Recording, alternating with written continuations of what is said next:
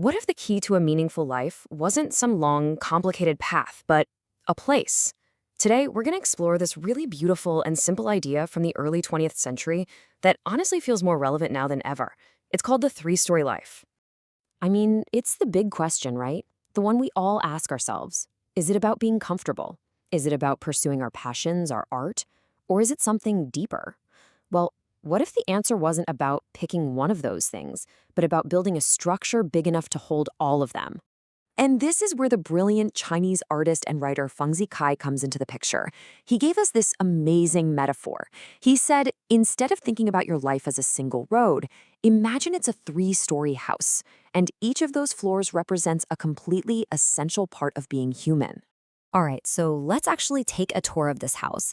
As we go through each floor, maybe think about where you spend most of your time, and if you've ever really thought about what's on the other levels. So here's our little blueprint for this tour.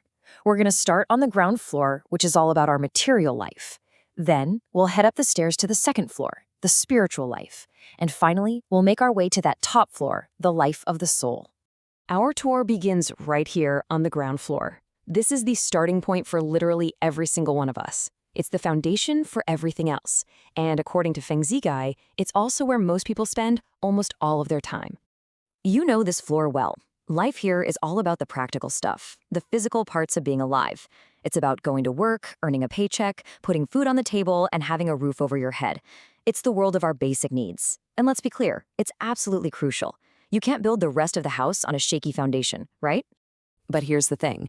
Feng Zikai noticed that it's just so easy to get really comfortable on this floor. You get so caught up in securing the day-to-day that a lot of people, they never even realize there's a staircase leading up to something more. So, you know what? Let's find that staircase. Let's head on up to the second floor. Because this is where we really start to move from just surviving to truly living. Up here on the second floor, there's a huge shift. We're moving away from a focus on just the body and survival, and we're turning our attention to the mind and to finding meaning. The engine driving us is no longer just need, but desire. The desire for things like beauty and knowledge and just expressing ourselves. This second floor is home to the artists, the thinkers, the people with passionate hobbies. It's the life of the mind and spirit. It's that feeling you get when you're lost in a great book, or totally captivated by a piece of music, or when you learn some new scientific fact that just blows your mind. It's all about making your life richer than just your bank account. This quote just nails it, doesn't it? The second floor offers a kind of freedom. You're liberated from the constant grind of worrying about material stuff, and it opens you up to this deeper satisfaction that really feeds your brain and your soul. But there's still one more level to go, the top floor. This is the quietest room in the whole house. It's the one with the best view of the stars. This is the realm of the soul. So what in the world is soul life? Well, think of it like zooming out. It's about shifting your perspective from the personal, what I want, what I need, to the universal. It's about stepping back and just wondering about the big questions. Why are we all here? What does it mean to be a good person? And what's our connection to everything else?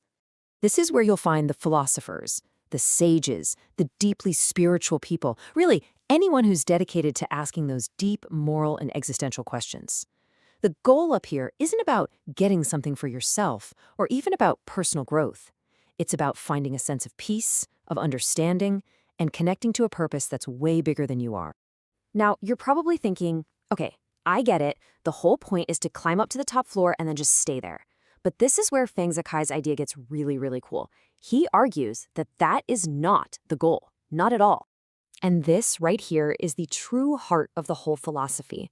The highest state of being isn't about ditching the lower floors and becoming some kind of hermit in the attic. No, it's about being able to live in, appreciate, and move freely between all three floors. It's about putting it all together.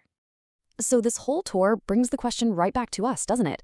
It gets us to stop asking, which floor should I live on, and to start asking, how am I doing at building and furnishing my entire house?